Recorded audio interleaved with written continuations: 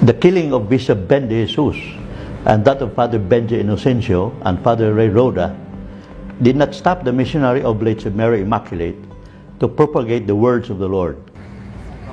Inspired by the motto of Bishop Ben, to love is to serve, the oblates of Mary Immaculate dared even the most dangerous areas in southern Philippines. For centuries, Mindanao has been the place of various conflict and violence. Despite this, the OMI missionaries, who are known as the Specialist Difficult Missions, send their sons as God's commandos to proclaim God's kingdom. Bishop Benjamin de Jesus OMI was one of the priests sent to the Vicariate of Jolo to carry out the mission. He was then a very young oblate priest, yet he accepted the difficult and dangerous mission and spent most of his life in the Vicariate ministering to the needs of the people, especially those most abandoned. Bishop Ben, according to his family and friends, was attracted by the oblate cross and the black sash worn by the oblates. He believed that his background as a military corps commander during his high school days would help him in his missionary journey in a place where 95% are Muslims and 5% are Christians. It was in Jolo where he would incarnate the oblate missionary dream and mission.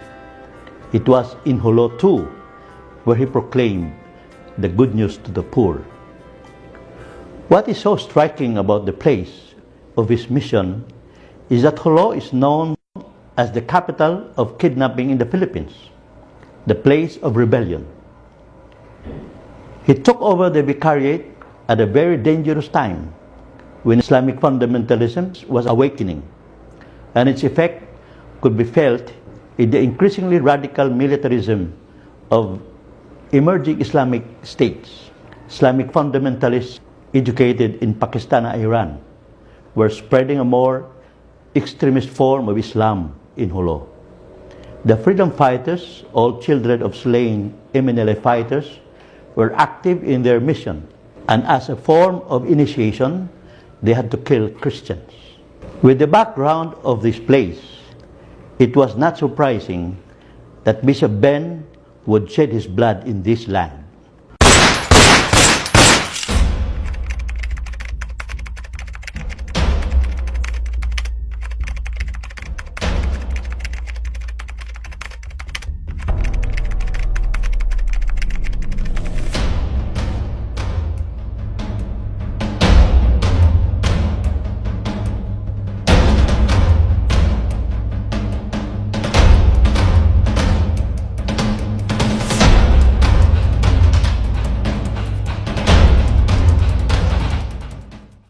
May narinig ako na pak, pak, pak, pak. Pag silip ko sa may bintana, nakita ko na binangga yung sasakyan ni Bishop Ben. Nang tama raw na brown jeep, papunta doon sa may Plaza Rizal at umikot. Ang bilis-bilis ng pagtakbo. Tapos si Bishop Ben, nakita ko na lang na natumba. Parang dahan-dahan, parang sa sinihan. Ganun siya, oh. I ran to the spot where people were gathered around. And I saw his jeep. And I saw him sitting doon sa malapit sa driver's seat. Looking up towards heaven. Pero his eyes were closed na.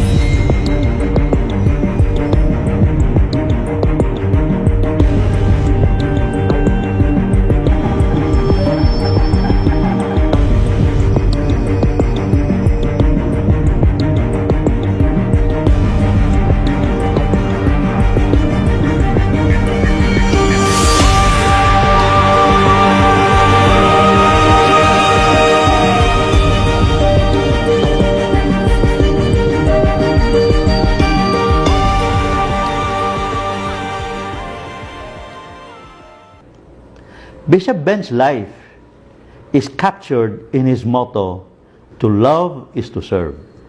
Bishop Ben is one of the figures that contributed to the stronger Muslim-Christian relationship in town. There's no semblance of you are a Muslim, you are a Christian. We are here as the people of Holo. Yeah, and he had no limits in helping others. Well loved by the people of Sulu. I remember him so well when I was still young, when we were in elementary school. I remember his name, Father Ben, known by everybody, all folks. When he talked to people, he was well liked. When you see him, you will love him at once. Talagang mahal niya yung mga tao rito, at saka siya mahal na rin ang mga tao.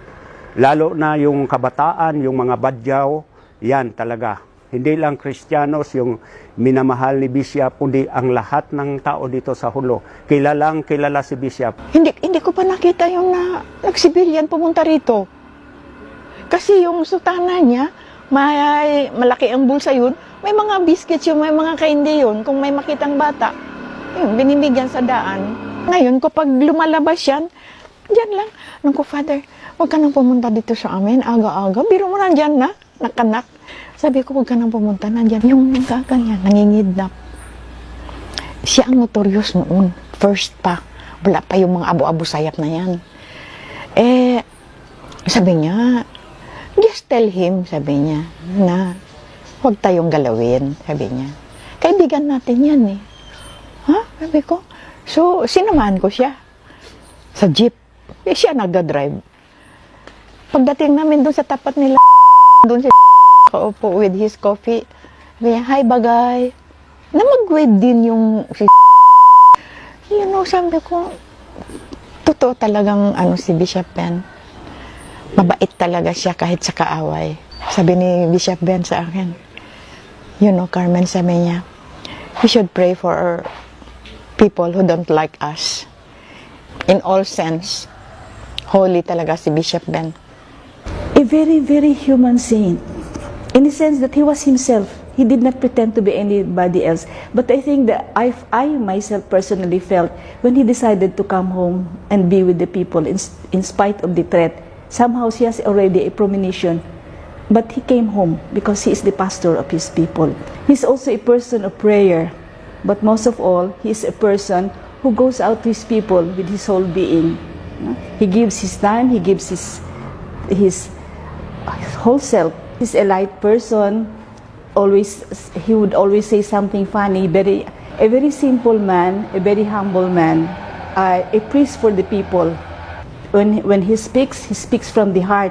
So his sermons are very effective in the sense that the people would listen because it's from his heart. So Bishop Ben has always been like a brother to us. He is serving the people with love. He served people regardless of appellations, regardless of ethnicity, regardless of religious affiliations, especially the poorest of the poor. What we are today, we are extending our service to the poorest of the poor. It's because of Bishop Ben. Bishop Ben was called the Imam of the Christians in recognition of his role as the bridge between Christians and Muslims. Because of the greatness of his heart, he made a difference in the lives of so many people in Sulu. Through social development projects such as housing, educational scholarships, healthcare, and microfinance program. And even to this date, those projects and programs contributed to the harmonious relationships between Muslims and Christians.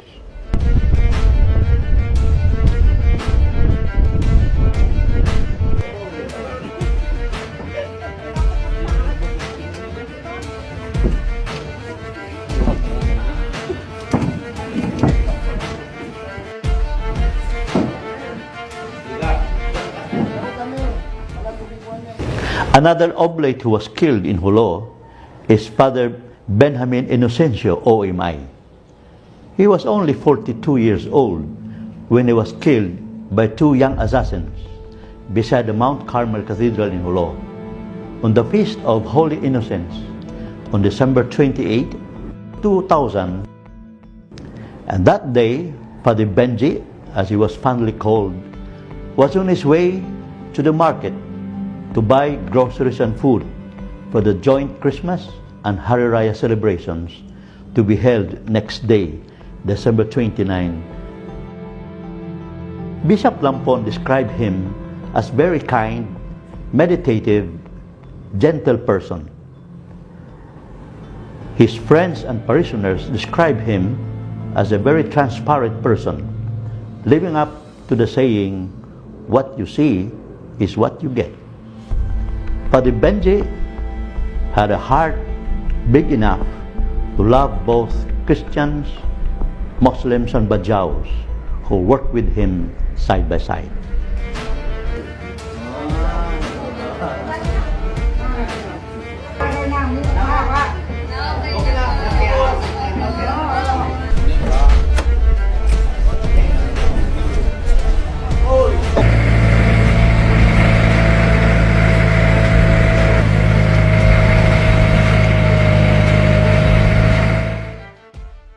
If you want me, then just kill me here in God's chapel.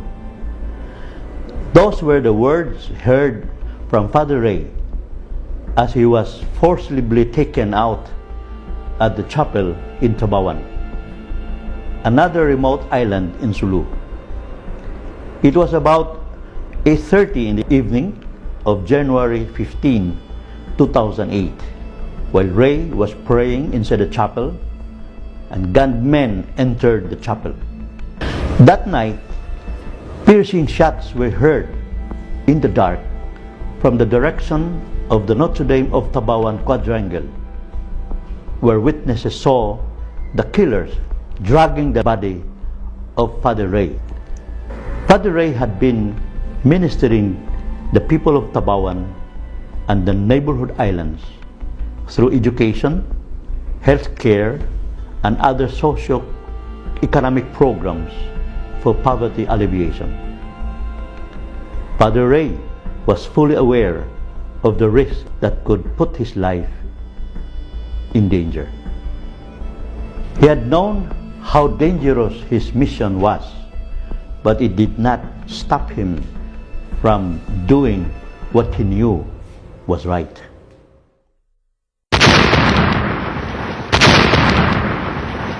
On January 27, 2019, 2 bombs exploded inside Mount Carmel Cathedral in Jolo that killed 24 people.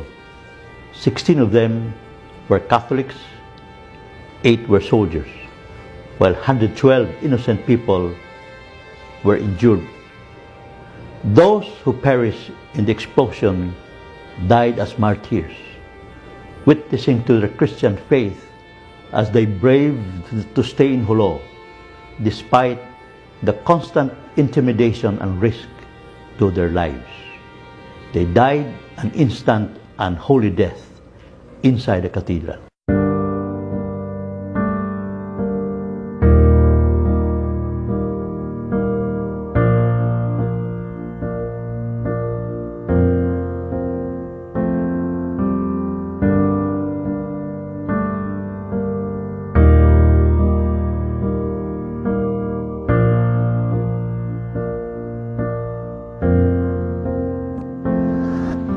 A Cristo y a la Virgen también encomendamos las víctimas del atentado terrorista perpetrado este domingo en la Catedral de Polo, Filipinas, mientras se celebraba la Eucaristía.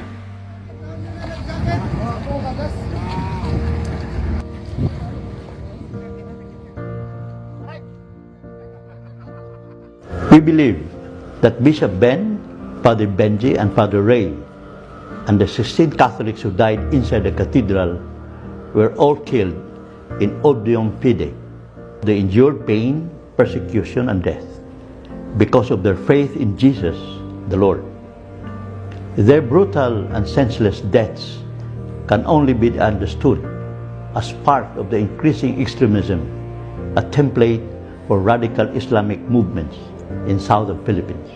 In that context, The killing of the Beccarid martyrs is a symbol of the paradigm clash of civilization at the hands of the extremists and fanatics. The oblate missionaries and ordinary Christians in the Vicariate of Jolo were after all fully aware of the peril, yet they refused to walk away. Significantly, Bishop Ben, Father Benji and Father Ray were also men of dialogue down to their bones. They continued to witness their Christian faith amidst intolerance and persecution. Their deaths can only be understood from the perspective of the Garden of Olives, where our Lord received the strength and the grace to drink the chalice reserved for Him with courage and joy. Indeed, the blood of martyrs inspires us to live and die for the love of the Lord and His kingdom. It's time to rise and be proud and make this land great once again. Let the past be buried in our mind and face the future with great strength. Muslims and Christians work hand in hand, making this land a great place to live in. Justice, equality, security and harmony as means of peace